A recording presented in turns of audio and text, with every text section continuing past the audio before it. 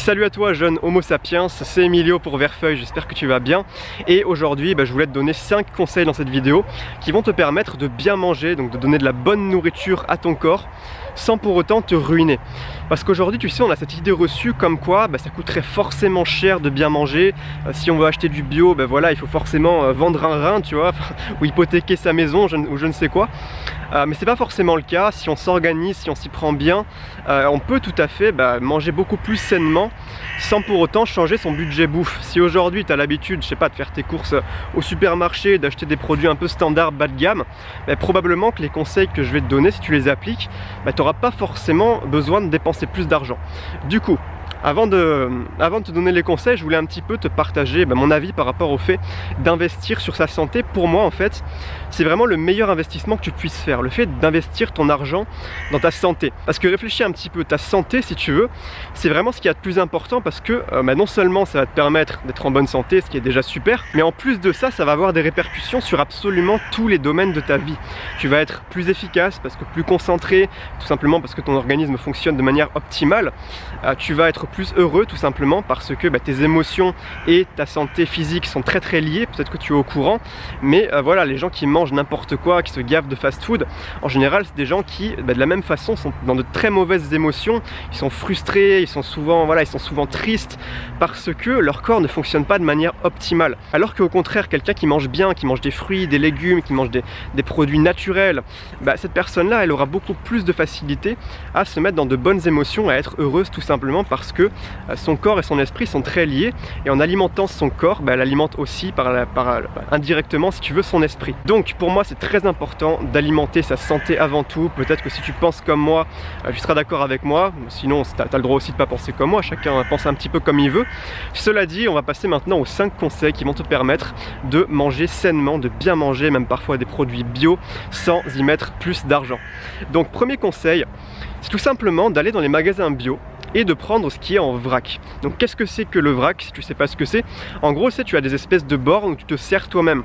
Donc en fait, tu as des sacs en papier à disposition, donc tu prends un sac, c'est gratos, tu ouvres le sac, tu le mets en dessous de la borne, tu tires la manette, et puis ça tombe dans ton sac. Et en fait, le fait de prendre du vrac comme ça, ça va te permettre d'avoir des produits bio de bien meilleure qualité que tout ce que tu peux trouver en sachet au supermarché. Donc tu peux trouver du riz, des fois tu as du riz complet, du riz semi-complet, tu peux trouver des lentilles, tu peux trouver des légumineuses, tu peux trouver des fruits secs, enfin tu as plein de trucs, des fois tu as même plein d'autres trucs différents, enfin je sais pas exactement, mais voilà, c'est vraiment super, tu as plein de choix. Et pourquoi c'est moins cher, tu vas me demander?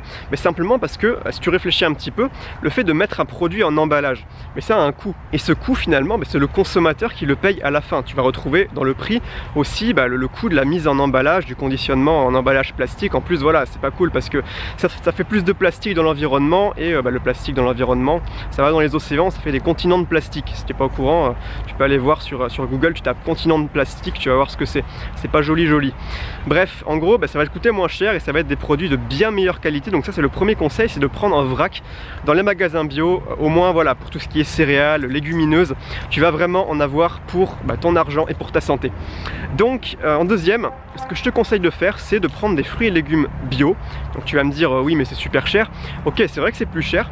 Simplement, tu as pas mal de magasins bio. Moi j'ai déjà vu ça plusieurs fois en France, voilà, peut-être dans des magasins du style Bio c'est bon ou alors Biocop, je sais plus exactement, mais je sais que c'est un concept qui se fait pas mal et je trouve ça vraiment sympa comme initiative.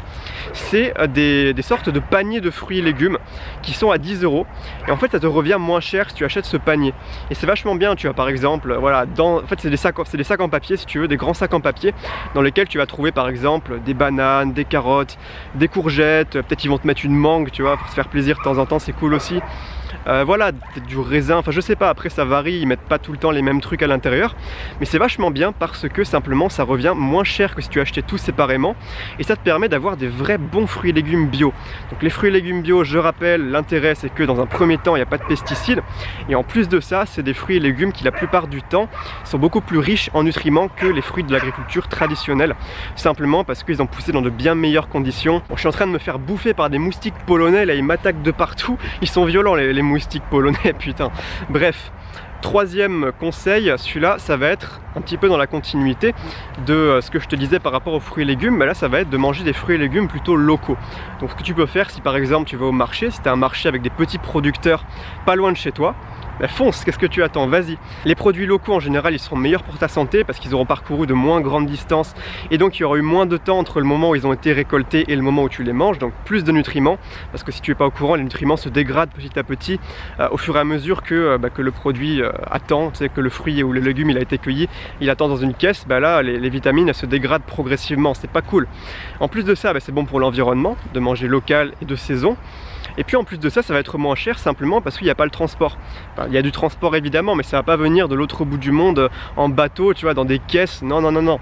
Ça vient de ta région, ça vient de pas loin et du coup, forcément, en plus de soutenir des petits producteurs locaux, tu vas payer moins cher parce que forcément, c'est comme pour le conditionnement d'emballage si tu veux, mais là c'est le transport que tu ne vas pas payer. Le quatrième conseil maintenant, alors celui-là, c'est un truc, voilà, il y en a qui vont me dire oui mais moi j'ai la flemme de le faire, mais t'inquiète pas, je vais te donner des petites techniques, c'est de cuisiner toi-même. Parce que c'est très tentant, tu vois, même les gens finalement qui n'ont pas beaucoup d'argent, qui n'ont pas beaucoup de moyens pour s'acheter à manger, ils vont quand même s'acheter des conneries genre McDo, Burger King ou je sais pas quoi, enfin je suis pas là pour donner des noms mais tu vois un peu le délire, ils vont manger un peu des conneries déjà préparées ou alors ce genre de sandwich triangle que tu trouves dans les stations essence là, enfin c'est pas bon tu vois, enfin pour la santé c'est dégueulasse, non seulement c'est dégueulasse pour la santé, mais en plus ça coûte un certain prix parce que c'est beaucoup plus cher que si tu te faisais toi-même à manger si tu réfléchis. Et le truc c'est que je sais qu'il y a plein de gens qui ont la flemme ou alors ils se disent ouais moi je suis pas cuisinier. Bon ça c'est des croyances assez limitantes parce que cuisiner franchement ça s'apprend assez rapidement, en plus tu peux rapidement y trouver du plaisir, c'est vraiment sympa, moi c'est une activité que j'aime beaucoup faire, cuisiner.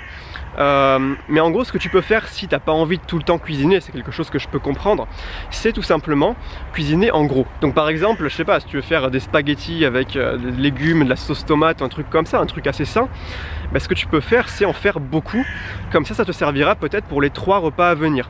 Alors cela dit, je te mets quand même un petit avertissement, c'est peut-être pas la peine de le faire trop à l'avance parce que sinon ça va tout simplement perdre en qualité nutritive. Si tu le gardes trop longtemps, si tu le conserves trop longtemps, c'est pas forcément le top.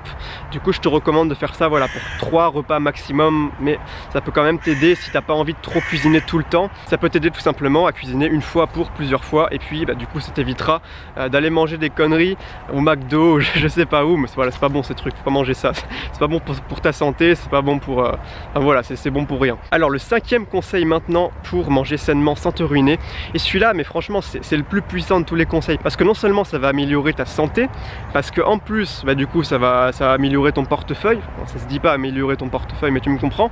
En plus de ça, ça va être excellent pour l'environnement, tu vas avoir un impact environnemental mais je sais pas 500 fois plus puissant que si tu laisses en coupant le robinet quand tu te laves les dents, tu sais. Et en plus de ça, tu vas contribuer au bien-être animal. C'est d'évoluer de plus en plus vers une alimentation végétale.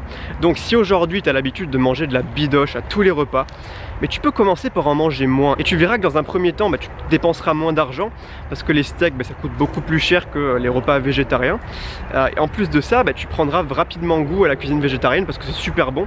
Tu vois, moi je suis vegan personnellement, après voilà, je dis pas qu'il faut que tu deviennes vegan, de toute façon moi je suis pas là pour juger les gens, pour dire ce que tu as à faire, simplement ça peut être extrêmement intéressant pour toi de manger moins de viande, d'évoluer vers une alimentation végétarienne dans un premier temps, peut-être manger d'abord moins de viande, après peut-être enlever la viande rouge, peut-être après manger plus que du poisson. C'est extrêmement sain en plus d'enlever la viande, c'est vraiment pour ta santé, il n'y a rien de mieux que ça quoi. Donc maintenant si tu as envie d'aller plus loin, tu es libre tout simplement de recevoir 3 vidéos exclusives, dont une dans laquelle je te donne 7 conseils, mes 7 meilleurs conseils qui vont te permettre de manger moins de sucre raffiné, parce que bon, tu sais comme moi que le sucre c'est une drogue, c'est très difficile de s'en détacher, et personnellement j'ai réussi à le faire. Aujourd'hui je mange presque plus de sucre raffiné, et même quand j'en mange pas, je ressens pas le besoin si tu veux. Ça m'arrive de passer par exemple plusieurs jours sans 1 gramme de sucre et j'en ressens aucun manque quoi, et j'ai réussi à faire ça, et du coup je te partage un petit peu mes conseils, mon expérience dans cette vidéo. Au total tu as 3 vidéos exclusives.